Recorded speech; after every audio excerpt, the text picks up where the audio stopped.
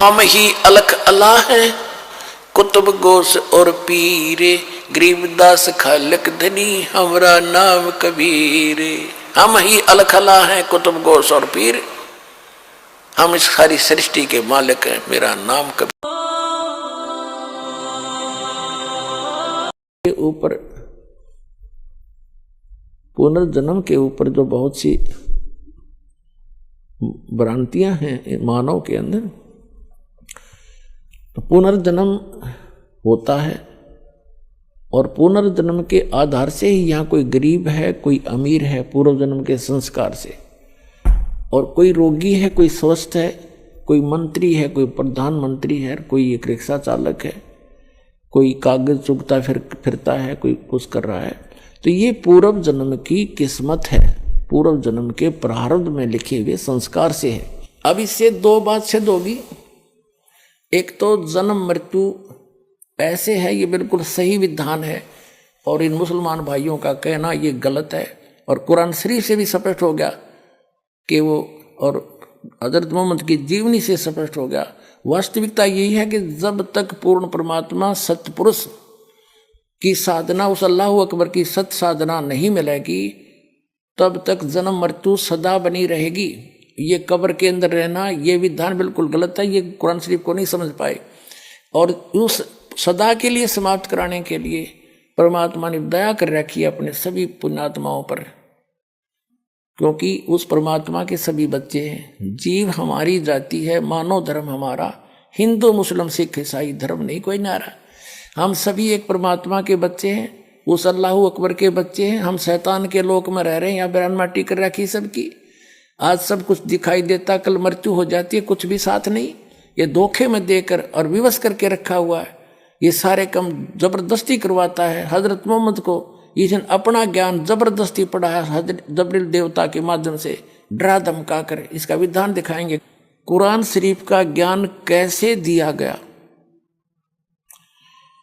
हजरत मोहम्मद जी को डरा धमका के विवश करके, उसका बुरा हाल करके, तब उसको वो बाई फोर्स एक फरिश्ते ने उसको ये कुरान शरीफ का ज्ञान दिया। तो ये ज्ञान जो ऐसे दिया गया है, तो उसको जब इतना भयभीत कर दिया गया, तो उसको कुछ भी बता दो तो फिर वैसे ही बोलेगा। आपको थोड़ी सी झलक दिखाते हैं कुरान शरीफ का ज्ञान कैसे हजरत मोहम्मद तक पहुंचाया। देखिएगा, पुस्तक है जीवनी हजरत मोहम्मद सल्लल्लाहु अलैहि वसल्लम, मोहम्मद इनायतुल्लाह सुबानी, जीवनी हजरत मोहम्मद सल्लल्लाहु अलैहि वसल्लम, मोहम्मद इनायतुल्लाह सुबानी, अनुवादक नसीम गाजी फलाही, मकरजीबी मकतबा इस्लामी पब्लिशर्स नई दिल्ली। जीवनी हजरत मोहम्मद सल्लल्लाहु अलैहि वसल्लम, हिंदी इस्लामी साहित्य ट्रस्ट, प्रकाशन 8181, सर्वाधिकार प्रकाशकाधीन है। नाम मूल किताब मोहम्मद अरबी उर्दू, प्रकाशक है मरकजी मकतबा इस्लामी पब्लिशर्स, D 307 दावत नगर, अबुल फजल एनक्लेव, जामिया नगर, ऐसे ऐसे। और ये कहाँ से मुद्रक है? HS ऑफसेट प्रिंट्स, नई दिल्ली 2। अब इसमें आपको दिखाते हैं 67 पृष्ठ से शुरू करते हैं। प्यारे नबी सल्लल्लाहु यानी हजरत मोहम्मद की 40वीं सालगिरह करीब आई। अब आप पर वह हकीकत खुलनी शुरू हो गई जिसकी आरजू में आप जी रहे थे। आप सल्लल्लाहु यानी हजरत मोहम्मद को सच्चे सौपन दिखने शुरू हुए, उनसे आप पर हकीकत खुल गई। अब देखेंगे 68 पर 68 पृष्ठ पर। इसी तरह रमजान के कुछ दिन बीत गए। एक दिन आप सल्लल्लाहु हजरत मोहम्मद गुफा में आराम कर रहे थे।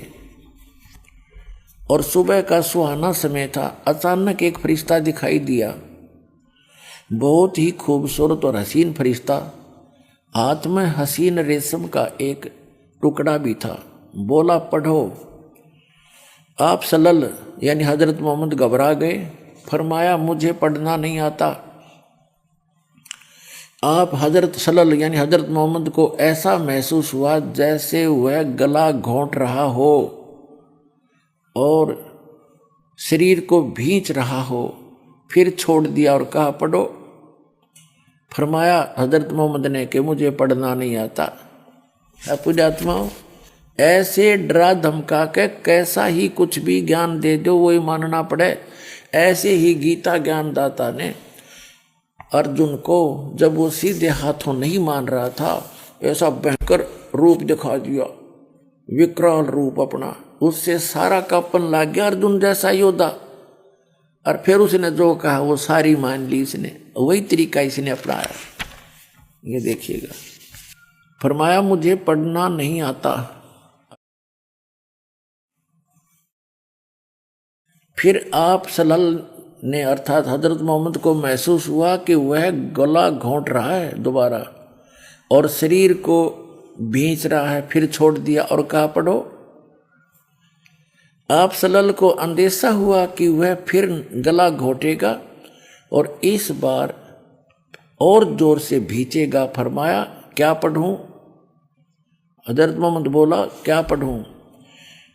अब फरिश्ता बोला, पढ़ो अपने रब के नाम से जिसने पैदा किया इंसान को खून की फुटकी से। पढ़ो, तुम्हारा मेहरबान रब ही है जिसने कलम से सिखाया इंसान को, वह कुछ सिखाया जो उसे मालूम न था। कुरान, ये कुरान की कोई आयत है। फरिश्ते के बताने पर आप सल्लल्लाहु ने पढ़ा तो पढ़ते ही याद हो गया, चित्त पर अंकित हो गया। फिर फरिश्ता चला गया। आप उठ खड़े हुए। भय से दिल बैठा जा रहा था, घबराहट से चेहरा उतरा हुआ था। आप सहमी निगाहों से गुफा में हर तरफ देखने लगे। हैरानी और घबराहट की हालत थी। दिल ही दिल में सोचने लगे, अभी मुझे किसने बातें की हैं, वह कौन मुझे पढ़ा गया है। फिर तेजी से गुफा से बाहर आए। अब आप सल्लल्लाहु हजरत मोहम्मद को पूरा विश्वास हो गया कि यह जिन्न का असर है और जिस बात का डर था वही सच साबित होकर रही। आप सल्लल्लाहु पहाड़ की घाटियों से गुजरने लगे। पूरा शरीर थर-थर कांप रहा था। दिल में बार बार ख्याल आता, शुरू में जो सौपन दिखाई दिया वह तो बिल्कुल सच्चे निकले। उनसे बहुत सी नई बातें मालूम हो गई। जिस चीज की तलाश थी वह खुल कर सामने आ गई। लेकिन वह कौन था जो अभी यहाँ खड़ा था? वह कौन था जो पढ़ने के लिए कह रहा था? अचानक एक आवाज आई, मोहम्मद। आप सल्लल्लाहु यानी हजरत मोहम्मद चौंक पड़े। घबरा कर सिर ऊपर उठा देखा तो वही फरिश्ता आदमी की सूरत में खड़ा था। वह पुकार कर कह रहा था, मोहम्मद तुम अल्लाह के रसूल हो और मैं जिब्रील हूँ। आप सल्लल्लाहु की घबराहट और बढ़ी। डर से रोंगटे खड़े हो गए। भय से कदम रुक गए। कभी दाईं तरफ देखते, कभी बाईं तरफ। यह सूरत आँखों से ओझल हो, लेकिन जिधर देखते वही दिखाई देता, जिधर मुंह करते वही मौजूद होता। आगे बढ़ें या पीछे हटे, नजर नीचे करें या ऊपर उठाएं, हर तरह हर जगह वही फरिश्ता दिखाई देता। फरिश्ता चला गया। आप हजरत मोहम्मद अपनी पत्नी खदीजा के पास आए। भय से कांपते हुए और पसीने में डूबे हुए आते ही फरमाया, मुझे कुछ उड़ा दो, कुछ उड़ा दो। तुरंत बीबी खदीजा ने चादर उड़ा दी। खदीजा, मुझे क्या हुआ? तुम ही बताओ, यह मुझे क्या हुआ? फिर जो कुछ देखा था वह बयान किया और फरमाया, मुझे अपने बारे में डर है। बीबी खदीजा बहुत समझदार थी। ये बातें सुनकर जरा भी न घबराई। उन्होंने आप हजरत मोहम्मद असल्लल्लाहु को इज्जत की नज़र से देखा और बोली, चाचा के लाडले खुश हो जाइए और जो कर रहे हैं करते रहिए। उस जात की कसम जिसके हाथ में खदीजा की जान है, आप इस उम्मत के नबी होंगे। आप तो सच बोलते हैं, रिश्तों को जोड़ते हैं, अमानतों में खानत नहीं करते, निर्धनों को बेसहारा लोगों को सहारा देते हैं, मेहमान की खातिर आदि। भला आप को कैसे बर्बाद होने देगा। खदीजा की इन बातों से आपको बड़ी तसल्ली हुई। हजरत मोहम्मद को बेचैनी दूर हुई, मुखड़ा खुशी से चमक उठा। आप सल्लल्लाहु ने इस तसल्ली पर उनका शुक्रिया अदा किया और फिर सो गए। बीबी खदीजा ने आप सल्लल्लाहु की बातों पर विचार किया तो बड़ी खुश हुई, किंतु साथ ही साथ कुछ डरी भी। आप काबा का तवाफ करने चले, रास्ते में बरका मिल गए। देखते ही आपसे बोले, भतीजे तुमने क्या देखा है। आपने सारी बात बता दी। बरका ने कहा, उस जात की कसम जिसके हाथ में मेरी जान है, तुम ऐसे ऐसे। अब कहने का भाव ये है पुण्यात्माओं कि कुरान शरीफ का ज्ञान इस प्रकार इस काल भगवान ने, कुरान शरीफ के ज्ञान दाता ने फरिश्ते के माध्यम से हजरत मोहम्मद तक पहुंचाया। और पूरे मुसलमान धर्म के भाइयों का, मुसलमानों का कहना है कि जो भी ज्ञान, जैसे भी वचन कुरान शरीफ के ज्ञान दाता, जिसको मुसलमान भाई अपना अल्लाह मानते हैं, उसने जो भी शब्द कहे एज इट इज, बगैर किसी बदले कमी बेसी के, फरिश्ते ने हजरत मोहम्मद तक पहुंचाए। चाहे वो आकाशवाणी के माध्यम से, चाहे ऐसे सीधा आकर के, या उसके अंदर सीधा टेलीग्राफिकली उसमें भर दिए, फिर वो बोलने लायक गया, जैसे भी। तो इससे दास क्या सिद्ध करना चाहता है कि इस प्रकार